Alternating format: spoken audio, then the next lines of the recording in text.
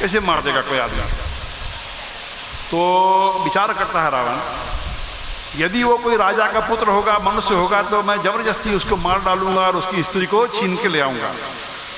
और यदि भगवान ही होगा वो, तो मैं क्या करूं, मेरे से भक्ति तो होगी नहीं, राक्षसी शरीर है, राक्षसी देह में भक्ति तो होगी नहीं।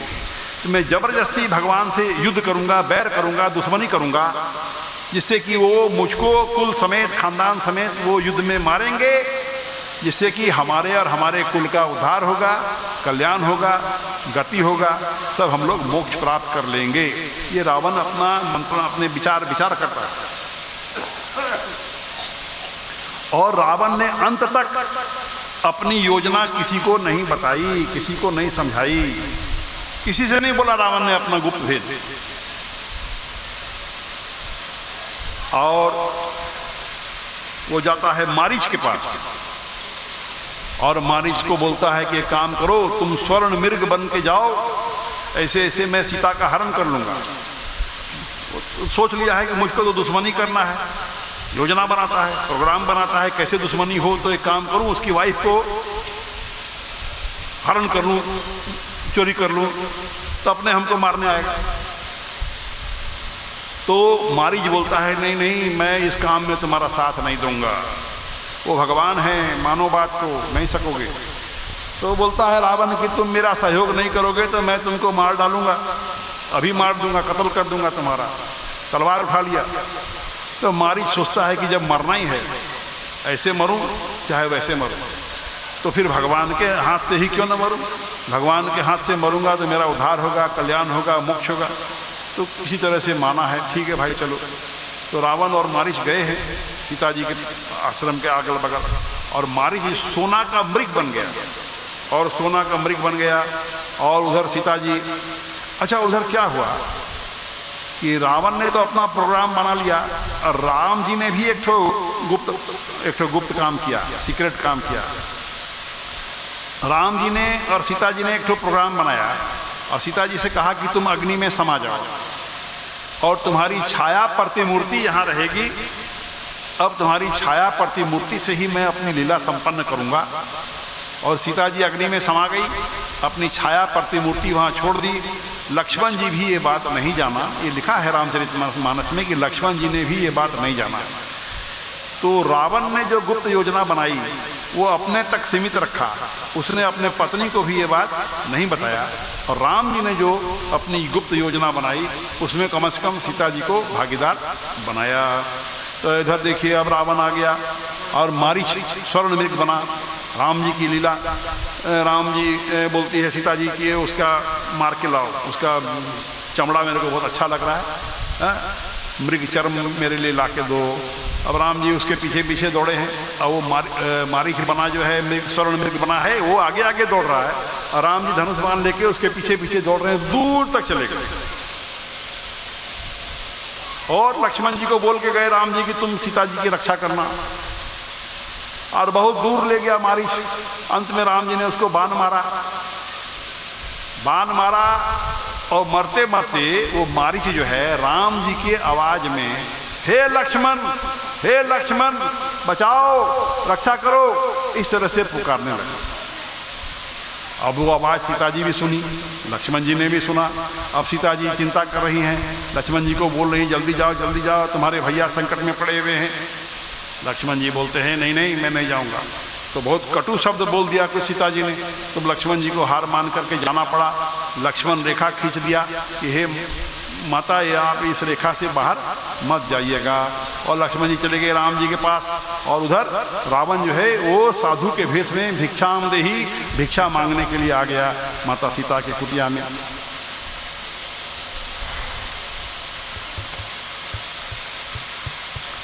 और जब सीता जी लक्ष्मण रेखा पार नहीं कर रही थी तो उसने बहुत सारे बातें कही, कठोर बात बोलने लगा कि मैं नहीं लूँगा भिक्षा, मैं ऐसे ही चला जाऊँगा। क्योंकि हम लोगों का संस्कार ऐसा है कि कोई साधु आपके घर से यदि खाली हाथ चला जाए तो आपको अच्छा लगेगा क्या? नहीं अच्छा लगेगा।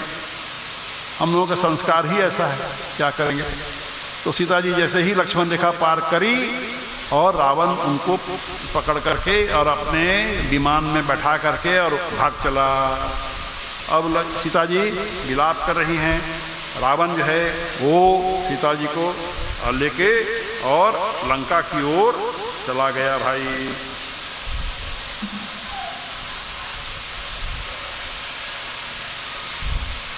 अब क्या है कि राम लक्ष्मण जल्दी जल्दी करके आए अपने आश्रम में, तो देखिए आश्रम खाली है। सीता कहाँ गई, सीता कहाँ गई, परेशान हो गए।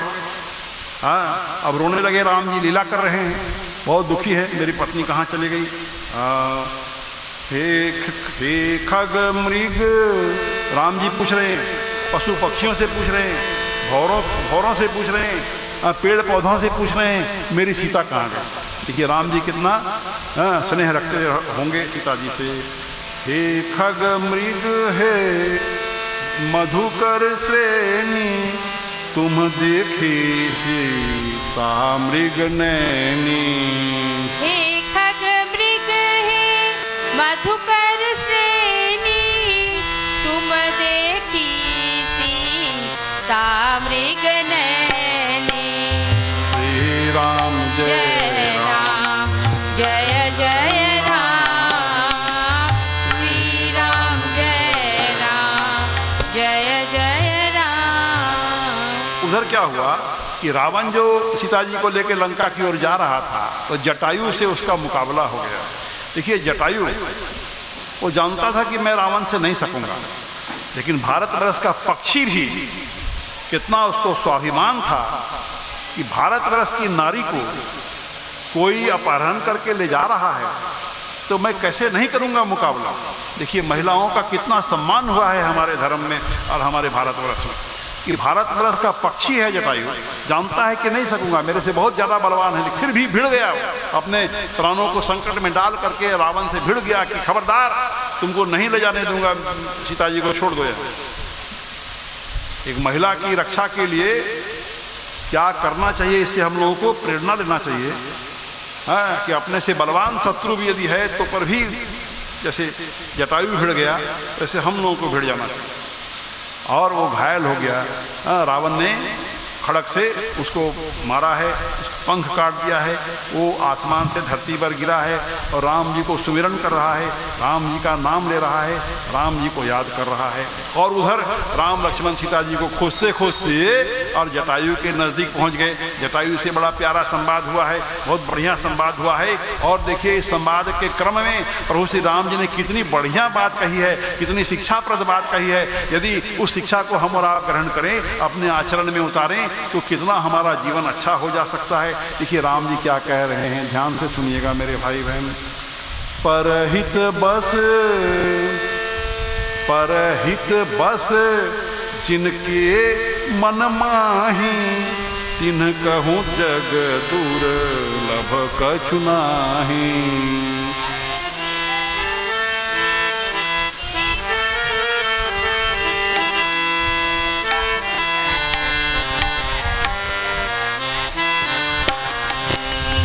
परहित बस जिन्ह के मन माही, तिन्ह कहूँ जग दुर्लभ कछु नाहि। परहित बस जिनके मन माही, तिन्ह कहूँ जग दुर्लभ कछु नाहि। श्री राम जय राम, जय जय राम। श्री राम जय राम, जय जय राम।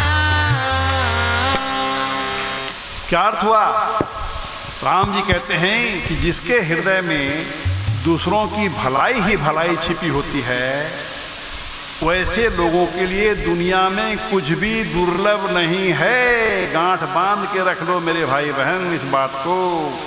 परहित बस जिनके मन माही, यदि आपके हृदय में दूसरों की भलाई ही भलाई हो तो आपके लिए दुर्लभ कुछ भी नहीं है इस दुनिया में, इस संसार में। राम जी कह रहे हैं, एक बार फिर से सुन ले। परहित बस जिन्ह के मन माही, तिन्ह कहूँ जग दुर्लभ कछु नाहि। परहित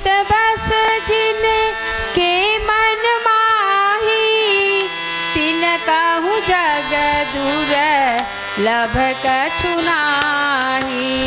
श्री राम जय राम जय जय राम। श्री राम जय राम जय जय राम। इस प्रकार जटायु का मृत्यु हुई है। जटायु का श्राद्ध वगैरह क्रियाक्रम जो करना था राम जी ने किया है और अब राम जी आगे बढ़ रहे हैं और अब आगे बढ़ते हुए और सबरी के आश्रम में पधारने वाले हैं। तो अभी राम जी पूछ रहे हैं कि सबरी कहाँ है और संत महात्मा बोल रहे मेरे आश्रम चलो, मेरे आश्रम चलो, मेरे आश्रम चलो, चलिए मैं आपका स्वागत करूंगा, आपको फल फूल खिलाऊंगा, 5 मिनट मेरे यहाँ चलिए, मेरे यहाँ चलिए। नहीं नहीं, मेरे को तो सबरी के आश्रम में जाना है भाई, मुझको तो सबरी का पता बता दो भाई। एक माता सबरी हम लोगों को यहाँ पर भी दिखलाई दे रही थी, आज नहीं दिखलाई दे रही, पता नहीं कहाँ चली गई। मंदिर में है क्या? तो मानस की इस पंक्ति से माता सबरी प्रसंग प्रारंभ होता है। ताहि दे गति राम उदारा, सबरी के आश्रम पग उधारा। ताहि दे गति राम उदारा, सबरी के आश्रम पग धारा। श्री राम जय राम जय जय राम। श्री राम जय राम जय जय राम। 5 मिनट सबरी का एक भजन ये गाना चाहेंगी, मेरे को भी आराम मिल जाएगा, आप लोगों को भी आराम मिल जाएगा।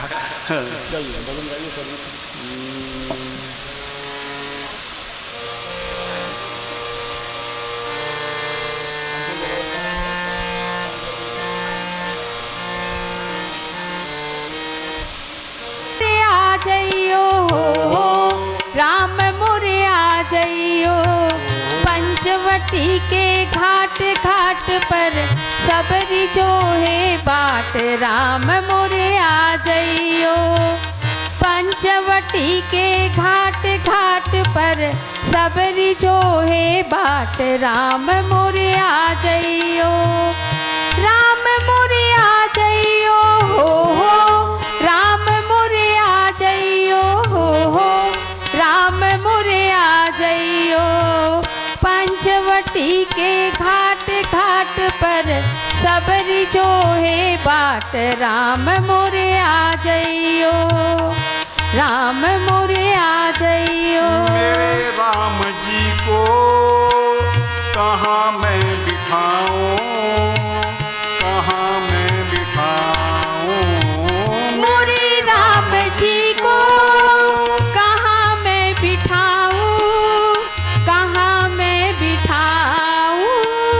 टूटी फूटी खाट खाट पर बिछा पुराना टाट। राम मोर बैठ जइयो, टूटी फूटी खाट खाट पर बिछा पुराना टाट। राम मोरे बैठ जइयो, राम मोरे बैठ जइयो हो, राम मोरे बैठ जइयो हो, राम मोरे बैठ जइयो। पंचवटी के घाट घाट पर सबरी जो है बाट। राम मोरे आ जइयो हो, राम मोरे आ जइयो हो, राम मोरे आ जइयो। मोरे राम जी को क्या मैं खिलाऊं, क्या मैं खिलाऊं। मोरे राम जी को क्या मैं खिलाऊं, क्या मैं खिलाऊं। सूखे सूखे पेड़ पेड़ पर लगे हुए हैं पेड़। राम मोर खा जइयो, सूखे सूखे पेड़ पेड़ पर लगे हुए हैं पेड़। राम मोर खा लइयो, राम मोर खा जइयो हो, राम मोर खा लइयो हो, राम मोर खा लइयो। माटी के घाट घाट पर सबरी जो है बाट राम मोरे आ जइयो।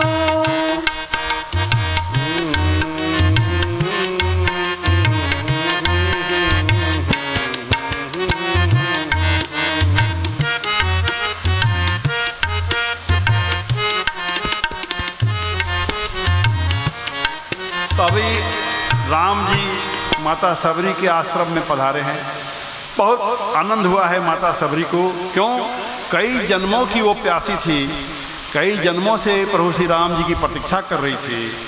और उसके पिछले जन्म की कथा मैं आपको सुनाऊं कि पिछले जन्म में माता सबरी किसी राज्य की महारानी हुआ करती थी, अपार सुंदरी थी और बहुत बड़े राजा की महारानी हुआ करती थी। तो नतीजा क्या हुआ कि जो बहुत ज़्यादा सुंदरी कोई होती है किसी राजा की पत्नी, तो वो पहरेदारी भी ज़्यादा झेलना पड़ता है। बहुत सारे पहरेदार थे उसके, और वो स्वतंत्र नहीं थी कि मंदिर में जाके नाचे, साधु संतों का सत्संग करे, इसके लिए वो स्वतंत्र नहीं थी।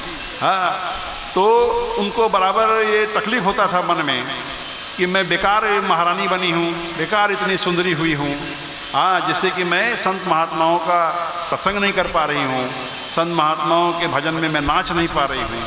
तो भगवान से प्रार्थना करती थी कि अगले जन्म में हमको खूब गरीब घर में जन्म दीजिएगा और बहुत कुरूप बनाइएगा, हाँ, गंदा काली कलूटी बनाइएगा। और यही प्रार्थना करते रहती थी। तो जब उसका देहांत हो गया तो अगले जन्म में वो सबर नाम के भील, हाँ, जंगली जाति होती है, इसको भील जाति बोलते हैं। तो भील जाति में सबर नाम के आदमी के घर में वो जन्मी, उसका नाम पड़ा सबरी। और जब वो कुछ बड़ी हुई, उसका विवाह का समय आया, तो वो रातें रात घर छोड़ कर के भाग गई और घोर जंगल में चली गई और जा कर के साधु महात्मा लोगों का सेवा करने लगी। तो मतंग ऋषि को उस पर दया आ गई। मतंग ऋषि ने उसको अपनी शिष्या बनाया और पुत्री कहा और अपने आश्रम के एक कोना में उसको जगह दे दिया। और सबरी क्या करती थी, दिन भर और बेर है, कंदमूल, फल है, ये सब चुनती थी और साधु संतों के और झोपड़ियों में जाके रख दिया करती थी। इस तरह से साधु संतों की सेवा करती थी। और फिर जब मतंग ऋषि बूढ़े हो गए, उनका जाने का वक्त आ गया, तो उसने कहा माता सबरी से कि तुम भरोसा रखना, एक दिन तुम्हारे घर में भगवान जरूर आएंगे। मैंने तो भगवान की कथा की, मैंने तो भगवान का ध्यान किया, नाम जप किया, लेकिन साक्षात भगवान आज तक मुझको नहीं मिले। लेकिन मेरा आशीर्वाद है तुमको, मेरा वरदान है तुमको, तुम धैर्य रखना, तुम प्रतीक्षा करना, एक न एक दिन भगवान तुम्हारे घर जरूर आएंगे। तो उसी अपने गुरु की बात पर दृढ़ विश्वास था माता सबरी को।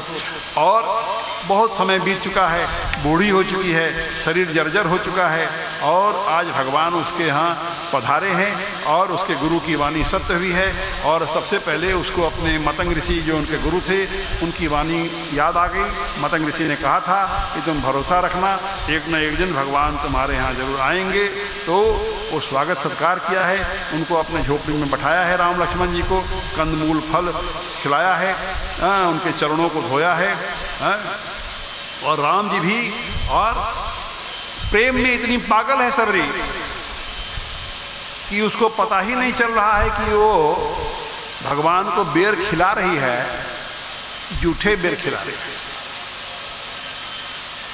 उसको होश नहीं। काफी बूढ़ी हो चुकी है, भगवान को अपना बच्चा समझती है, वात्सल्य भाव है। ऐसे क्या आप भोग लगाइएगा, भगवान को जूठा भोग लगाते हैं क्या, सो बताइए। भगवान को जूठा भोग कभी लगाया जाता है क्या? कभी नहीं लगा सकते। सबरी तो लगा रही है। तो बहुत सारे कर्मकांडी लोगों को ये आपत्ति हो सकती है, विरोध हो सकता है, वो सबरी को गाली दे सकते हैं कि भगवान को जूठा भोग लगा रही है। अरे भैया, प्रेम की दुनिया कोई अलग होती है। ये कर्मकांडी लोग जो है ना, वो लोग प्रेम की दुनिया को नहीं समझ सकेगा। प्रेम की भाषा तो भगवान ही समझ सकता है। इंसान की ताकत नहीं है कि आपके आंसुओं की भाषा समझे, आपकी प्रेम की भाषा समझे। आपके आंसुओं की भाषा आदमी समझ सकेगा क्या? इसलिए प्रेम की भाषा तो सिर्फ और सिर्फ भगवान समझ सकता है। आप अपने घर में किसी कारण से प्रेम के वशीभूत होकर के या कोई बहुत दुख हो गया, आप रोइएगा, कलपिएगा, तो आपके आंसुओं की भाषा घर वाला भी नहीं समझेगा, बोलेगा नौटंकी कर रहे। आप कोई कारण से रोइए ना घर में, नौटंकी कर रहे, नहीं समझेगा। आदमी की ताकत नहीं है जो आपकी प्रेम की भाषा समझे। प्रेम की भाषा तो वो भगवान ही समझता है। तो माता सबरी प्रेम के वशीभूत होकर के, जैसे छोटे से नन्हे से बालक को कभी कभी एक माता जो है चख चख के खिलाती है कि कहीं कोई तीता चीज़ नहीं चला जाए, कहीं कोई खट्टा चीज़ नहीं चला जाए, कोई खारा चीज़ नहीं चला जाए बच्चे के मुख में। 6 महीना साल भर के बच्चे को आप कुछ खिलाओगे तो माता लोग चख के खिलाती है कि नहीं खिलाती है? तो माता सबरी छोटा सा नन्हा सा बालक समझ रही है भगवान। और संत कहते हैं कि प्रेम की दुनिया अलग होती है, भक्तों की दुनिया अलग होती है। कर्मकांडी लोग ये भक्तों की दुनिया को नहीं समझेंगे। भक्त जो होता है ना वो आधा पागल ही होता है। संसार वाला लोग बोलेगा आधा पागल ही है। अब थोड़ा दिन में हमको भी आप लोग बोलिएगा आधा पागल है।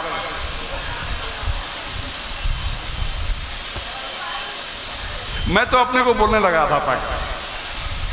मेरा कोई परिचय पूछता है भाई तुम रामायण के बहुत विद्वान हो कि मर्मज्ञ हो? नहीं नहीं, मैं कुछ नहीं हूँ, मैं तो भगवान के प्रेम में आधा पागल हो गया हूँ। वरदान दीजिए जो पूरा ही पागल हो जाए। श्री राम जय राम जय जय राम, श्री राम जय राम जय जय राम। तो ये प्रेम की दुनिया को एक ज्ञानी लोग, कर्मकांडी लोग नहीं समझेंगे। तो माता सबरी ने जूठे बेर खिलाए और प्रभु ने खूब प्रेम से खाए। कंद मूल फल सुरस अति। देखिए राम जी कितने प्रेम से खा रहे। कंद मूल फल सुरस अति दिए राम कहुआन। प्रेम सहित प्रभु खाए बारंबार बखान श्यावर रामचंद्र की जय, पवन सुत हनुमान की जय। जन जन का प्यारा रामचरित मानस तो डंके की चोट पे कहता है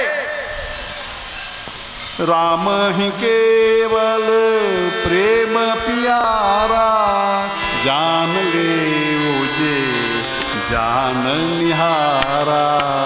राम ही केवल प्रेम प्यारा, जान ले मुझे जान निहारा। श्री राम जय राम जय जय राम, श्री राम जय राम जय जय राम। तो अपना प्रेम भगवान के प्रति ही निवेदन करना चाहिए, भगवान को ही सुनाना चाहिए। संसार को सुना के क्या कीजिएगा। इस तरह से बहुत प्यारा संवाद अब हो रहा है। राम जी ने माता सबरी को निमित्त बना करके हम सभी संसार के मनुष्यों को और नवधा भक्ति का सर्वोत्तम ज्ञान दिया है। और लास्ट में ये कह दिया कि यदि एक प्रकार की भक्ति में भी कोई दृढ़ हो जावे तो वो मेरे को अतिशय प्यारा है, अत्यंत प्यारा है। यदि एक प्रकार की भक्ति में भी हम दृढ़ हो गए, मजबूत हो गए, तो हम भगवान के अत्यंत प्यारे बन जाएंगे। संसार के अत्यंत प्यारे बनिए सो अच्छा, न भगवान के प्राणों के प्यारे बने सो अच्छा। डिसाइड आपको करना है। तो ये नवधा भक्ति के अंत में भगवान ने क्लियर कर दिया कि एक भी प्रकार की भक्ति में दृढ़ हो जाओ तो वो साधक मेरा अत्यंत प्यारा हो जाता है। मैंने पहले निवेदन किया कि इस विषय पर भी मेरी एक पुस्तक छपी थी 2014 या 15 में, नवधा भक्ति पर मैंने दिखलाया। इस पर भी मेरी पुस्तक है। आप लोग आग्रह करेंगे, लेंगे, कहेंगे कि भाई ठीक है 50 आदमी को पढ़ाएंगे, दे दूंगा। श्री राम जय राम जय जय राम, श्री राम जय राम जय जय राम। तो मैं अब जल्दी जल्दी आपको नवधा भक्ति के बारे में बता दूं कि नवधा भक्ति का मतलब क्या कहा, किस चीज़ को भगवान भक्ति बता रहे हैं। तो पहली भक्ति बता रहे हैं प्रथम भगति संतन कर संगा। पहली भक्ति संतों का संग करो, और दूसरी रति मम कथा प्रसंगा। श्री राम जय राम जय जय राम, श्री राम जय राम जय जय राम। ठीक 9:30 बजे समाप्त हम लोग कर देंगे, आप लोग घबराइएगा नहीं, धैर्य रखे रहिएगा। 9:25 में मैं समाप्त करूंगा, 5 मिनट में आप लोग आरती कीजिएगा, और 9:30 में हम लोग सब अपने अपने घर को प्रस्थान करेंगे, आप लोग घबराइएगा नहीं। तो पहली भक्ति संतों का संग करो, और दूसरी भक्ति बता रहे हैं भगवान कि मेरी कथाओं में रति हो जाए। दूसरी रति मम कथा प्रसंगा, मेरे कथा प्रसंगों में प्रीति हो जाए, प्यार हो जाए। और अगले तीसरी भक्ति बता रहे हैं गुरुपद पंकज सेवा।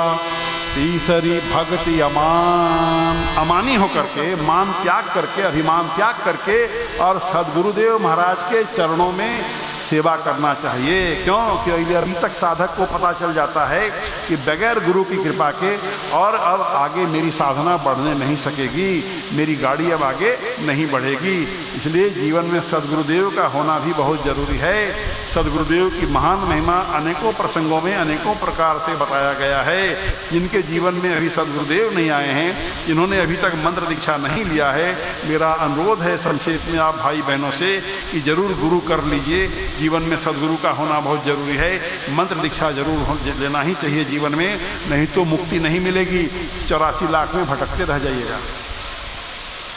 यदि जिसने अपने जीवन में सदगुरु नहीं कर लिया, मंत्र दीक्षा नहीं ले लिया, तो उनको 84 लाख में भटकना ही होगा।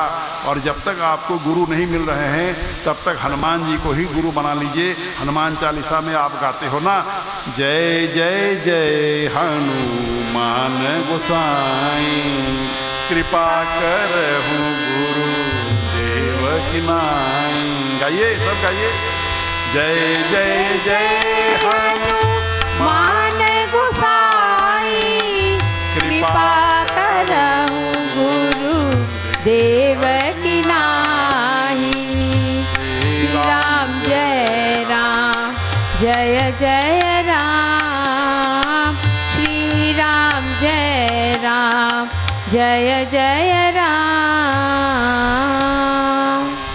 तो ये तीसरी भक्ति समाप्त किया संक्षेप में हमने आपने, और चौथी भक्ति में बता रहे हैं दोहे में ही, चौथी भक्ति मम गुण गण करई कपट तज गान। ये चौथी भक्ति है।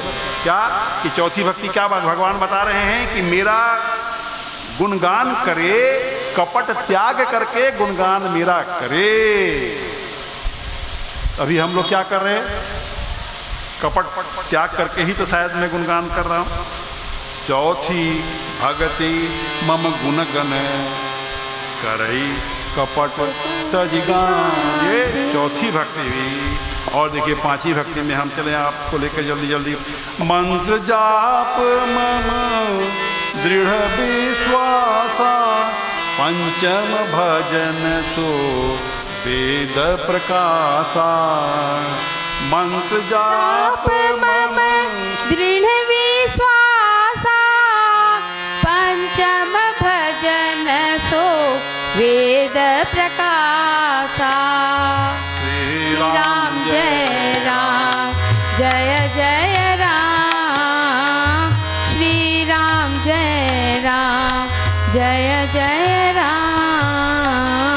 तो मंत्र जाप मम दृढ़ विश्वासा, दृढ़ विश्वास के संग जो आपने सदगुरु किया, सदगुरु ने आपको मंत्र दान दिया, मंत्र दीक्षा दिया, सदगुरु से मिला हुआ जो मंत्र है, खूब दृढ़ विश्वास से उसका जप करें। सदगुरु के दिए हुए मंत्र में वो ताकत है जो हमारे सब प्रकार की मनोकामनाओं की पूर्ति करेगा। वो मंत्र इस जीवन में भी हमको आपको सुख प्रदान करेगा, और मरणोपरांत भी वो मंत्र हमारी रक्षा करेगा। तो यहाँ प्रभु श्री राम जी ने माता सबरी को निमित्त बनाकर हम सभी मनुष्य जाति को ये महान नवधा भक्ति का शिक्षा दिया। उस क्रम में पांचवी भक्ति बताई कि दृढ़ विश्वास के संग में मंत्र का जाप करना चाहिए।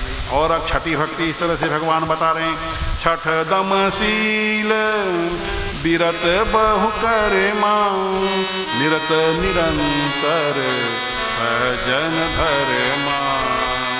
छठ दमशील विरत बहु कर्मा, निरत निरंतर सजन धर्मा।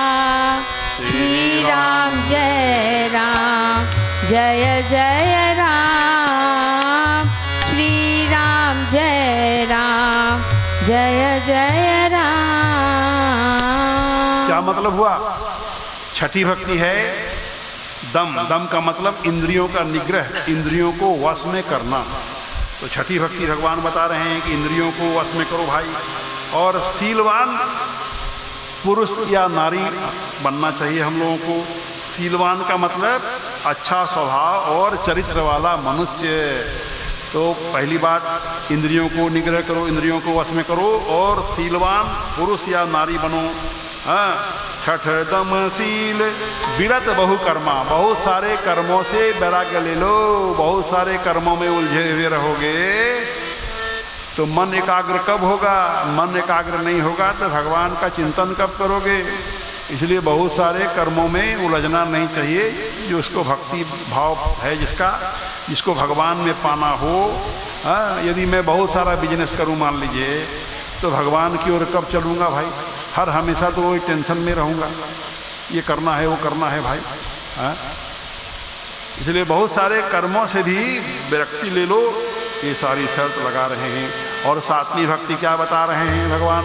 सातव सम मोहि मैं जग देखा, मोते संत अधिक कर लेखा। सातव सम मोहि मैं जग देखा, मोते संत अधिक कर लेखा। श्री राम जय राम जय जय राम, श्री राम जय राम जय जय राम। तो छठी भक्ति में बोला था इंद्रियों को वश में करो, और सातवीं भक्ति में पहली शर्त लगा रहे हैं कि मन को वश में करो। अच्छा बोलिए, मन को वश में कर सकते हैं क्या? बहुत सरल है। मन को वश में करना हो तो कृष्ण भगवान ने गीता के अध्याय 6 में उसकी 2 शर्त लगाई। यदि हमारे जीवन में वैराग्य हो और मन को बार बार हम समझावें, अर्थात मन को बार बार अभ्यास करावें, तो मन हमारे वश में आ जाएगा। लेकिन पहली शर्त क्या है कि वैराग्य हो। तो भाई अपने कर्मों को ढंग से करो, ईमानदारी से करो, पूरी शक्ति से करो। जितना भगवान ने बुद्धि दिया है उतनी बुद्धि से करो, तो उसी में तो वैराग्य मिल जाएगा। तो यदि वैराग्य आपने प्राप्त कर लिया तो और मन को फिर आप समझाते रहो तो मन आपका वश में हो जाएगा, मन आपके कंट्रोल में आ जाएगा। और देखिए, मन को वश में करना बहुत ज़रूरी है। हमारे संत महात्मा बताते हैं कि मन उस ताले की चाबी के समान है, जिस चाबी से वही ताला या तो खुल जा सकता है, और वैसी चाबी को यदि उल्टा घुमा दो वही ताला बंद हो जा सकता है। तो हमारे जीवात्मा रूपी ताले के लिए हमारा मन जो है वो चाबी का काम करता है। इसने यदि हमको सहयोग दिया, ये यदि हमारा गुलाम बन के रहा, तो ये हमको मुक्त करा देगा, ये खोल देगा। 84 लाख के बंधन से हमको मुक्ति प्रदान करा देगा, हमारे लिए विमान आवेगा और सीधे हम भगवान के धाम चले जाएंगे। और यदि मन यदि उल्टा घूम गया, ये यदि हमको सहयोग नहीं दिया, आप मन के गुलाम बन के रह गए, तो क्या होगा कि मन आपको 84 लाख के बंधन में डाल देगा। इसलिए मन को अपने वश में करना बहुत ज़रूरी है मेरे भाई बहन। और मन को वश में करने के लिए कोई विशेष काम आपको नहीं करना है। पहले जीवन में वैराग्य हो और फिर बार बार मन को आप समझाते रहो तो मन आपका वश में हो जाएगा। तो सातवीं भक्ति यहाँ भगवान क्या कह रहे हैं? सातव सम। सम का मतलब मन को वश में करो। मोही मैं जग देखा, मोही मैं जग देखो, संपूर्ण संसार को राममय देखो। मुझ में राम, तुझ में राम, सब में राम समाया है। कर लो सबसे प्यार, जगत में कोई नहीं पराया है। सिय राम मैं सब जग जानी, करहूँ प्रणाम जोड़ी जुग पानी। सिय राम मैं सब जग जानी, करहूँ प्रणाम जोरी जुग पानी। श्री राम जय राम जय जय राम, श्री राम जय राम जय जय राम। तो इस तरह से ये 7वीं भक्ति मैंने संक्षेप में बताया, और 8वीं और 9वीं प्रकार की भक्ति तो ऐसे संतत्व प्राप्त साधकों का गुण और स्वभाव ही बताया जा रहा है। अच्छा, यदि 7वीं भक्ति में यदि हम निपुण हो गए तो भगवान ये बोल रहे हैं कि मोते संत अधिक करी लेखा। हाँ, 7वीं भक्ति के अर्धाली ये है कि मुझसे भी बड़ा संतों को मानो। तो यदि संत महात्मा कहते हैं यदि 7 भक्ति में हम निपुण हो गए, 7 भक्ति हमने प्राप्त कर ली, 7 भक्तियों में हम पारंगत हो गए, ये 7 मंजिल हम यदि पार कर गए तो हम तो खुद संत बन गए। हमारा खुद संत बन जाइएगा यदि ये 7 भक्ति आप कर लो। हाँ, फिर से याद दिला दूं, प्रथम भगति संतन कर संगा, दूसरी रति मम कथा प्रसंगा, गुरुपद पंकज सेवा, तीसरी भक्ति अमान, चौथी भक्ति मम गुण गण करई कपट जिगान, मंत्र जाप मम दृढ़ विश्वासा, पंचम भजन सुवेद प्रकाशा, षडम शील विरत बहु कर्मा, निरत निरंतर सज्जन धर्मा, 7म सम मोहि मैं जग देखा, मोते संत अधिक करी लेखा। मुझसे भी संतों को ऊंचा मानो। ये 7 भक्ति में पारंगत हो गए तो आप तो खुद संत बन गए। अच्छा, मान लीजिए संत हम और आप नहीं भी बन पाए, तो 8वीं और 9वीं प्रकार की भक्ति में जो गुण बताए जा रहे हैं या जो लक्षण बताए जा रहे हैं, जो बात भगवान बताने जा रहे हैं, उसको यदि हम अपनाएं, अपने जीवन में, अपने आचरण में उतारें, तो हमारे संतत्व की प्राप्ति में सहयोग होगा, सहायता मिलेगी, हम जल्दी संत बन सकेंगे। तो ध्यान से सुनिए मेरे भाई बहन। 8वां यथा लाभ संतोषा, गिनती करते चलिएगा। सपने हूँ नहीं देखहि पर दोषा। श्री राम जय राम जय जय राम, श्री राम जय राम जय जय राम। तो 8वीं भक्ति में भगवान क्या कह रहे हैं? 2 बात कह रहे हैं। एक तो संतोष की भावना होनी चाहिए और दूसरे के दोषों को नहीं देखना चाहिए। न तो हमारे जीवन हमको संतोष होता है क्या संतोष? किसी को जीवन में संतोष होता है क्या? और पर दोष दर्शन मत करो। और रोज हम दूसरे के दोष को देखते हैं। अरे भैया, अपने ही भीतर क्या कम दोष पड़े हैं क्या जो दूसरे के दोषों को देख रहे हो? अपने अंदर तो इतना कचरा भरा हुआ है, इतना कूड़ा भरा हुआ है, इतने दोष भरे हुए हैं। अपने दोषों को हम और आप देखने यही काफी है जीवन में। दूसरे को दोष को नहीं देखना चाहिए। दूसरे को सुधारने के लिए कभी उसके दोषों को हमने देख लिया, वो अलग बात है। अन्यथा सपने में भी सपने हूँ नहीं देखहि पर दोषा, सपने में भी दूसरे के दोष को नहीं देखो बाबा, बड़ा खतरनाक चीज है। और 9वीं भक्ति क्या कर रहे हैं भगवान? नवम सरल सब सन, नवम सरल सब सन छलहीना, मम भरोस ही हर संग दीना। श्री राम जय राम जय जय राम, श्री राम जय राम जय जय राम। और 9वीं भक्ति में बोल रहे हैं सरलता। हृदय में सरलता का भाव रखो और सब सन छल ही ना, किसी से भी छल मत करो। मम भरोस, मेरा भरोसा रखो। और हिय हर्ष न दीना, न ज़्यादा हर्षित होना चाहिए मनुष्य को जीवन में और न ज़्यादा दुखी होना चाहिए। ये 9धा भक्ति के 9 स्टेप्स, 9 अंग मैंने आपके समक्ष रखे। और अगले पंक्ति में भगवान ये कहते हैं, नवमहु एक हो जिनके होई, नारी पुरुष सचराचर कोई। नवमहु एक हो जिनके होई, नारी पुरुष सर चराचर होई। श्री राम जय राम जय जय राम, श्री राम जय राम जय जय राम। एक भी भी भक्ति में आप दृढ़ हो जाओ तो वो मेरे को अत्यंत प्यारा है। सोई अतिशय प्रिय भामिनी मोरे, सकल प्रकार भगति दृढ़ तोरे। सोई अतिशय प्रिय भामिनी मोरे, सकल प्रकार भगति दृढ़ होए। एक भी भक्ति में आप दृढ़ हो तो वो मेरे को अत्यंत प्यारा है। हे सुंदरी, भामिनी का अर्थ होता है सुंदरी। हे सुंदरी, तुम्हारे अंदर में 9 की 9 प्रकार की भक्ति दृढ़ता पूर्वक है। अच्छा, विचार कीजिए सुंदरी क्यों कहा? 3 बार माता सबरी को सुंदरी कहा राम जी ने। क्या शरीर की सुंदरता देख करके कहा क्या? 100 वर्ष की बुढ़ी हो गई है, सारा झुर्री पड़ गया है शरीर में। भगवान कभी शरीर की सुंदरता नहीं देखते हैं, भगवान हमारे दिल की सुंदरता देखते हैं, मन की सुंदरता देखते हैं। माता सबरी को 3 बार यहाँ सुंदरी कहा। और आगे क्या कहा? मम दर्शन फल परम अनुपा, जीव पाव निज सहज स्वरूपा।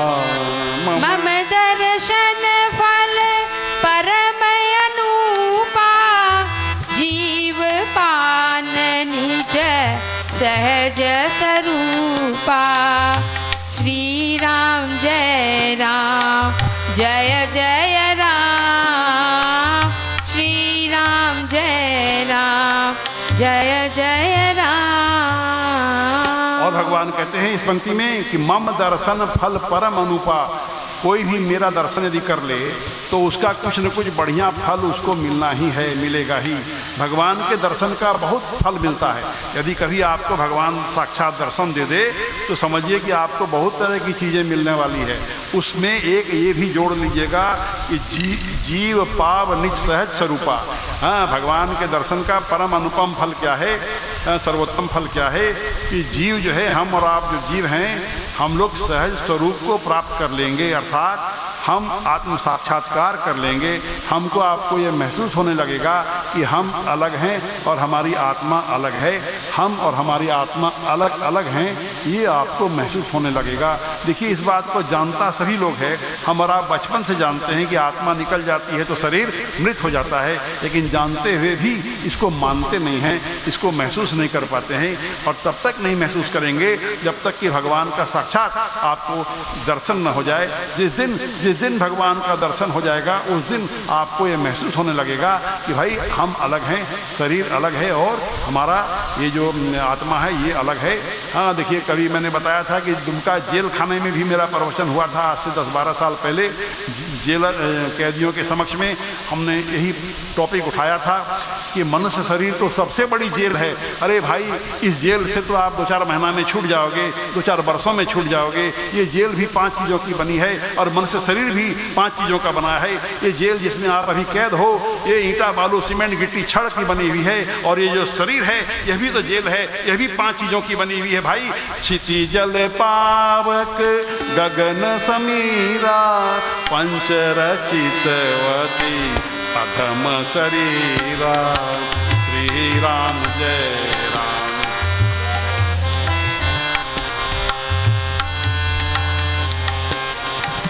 तो भगवान यहाँ बहुत तरह की नर लीला कर रहे हैं।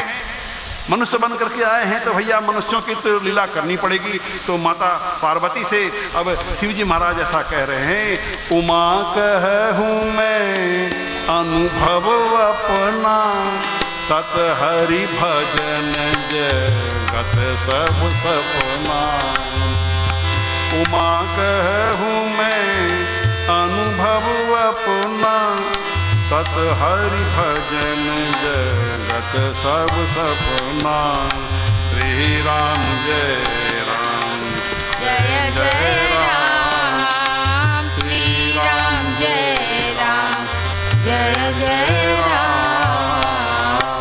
अच्छा, अंतिम प्रसंग अरण्यकांड का ये है कि भाई ब्रह्मलोक से नारद जी देख रहे हैं कि मेरे श्राप को स्वीकार करके और भगवान कितना तकलीफ पा रहे हैं। आज बहुत दुख हुआ उनको। ब्रह्मलोक से चल करके आए हैं जंगल में, प्रभु श्री राम जी से संवाद हुआ है, बहुत तरह का संवाद हुआ है। और संवाद के अंत में नारद जी प्रश्न पूछते हैं, तब विवाह में चाहूँ किन्हा, प्रभु के ही कारण करे न जिन्हा। तब विवाह में चाहूं किन्हा, प्रभु के ही कारण करे न जिन्हा। श्री राम जय जय राम, श्री राम जय राम, जय जय राम।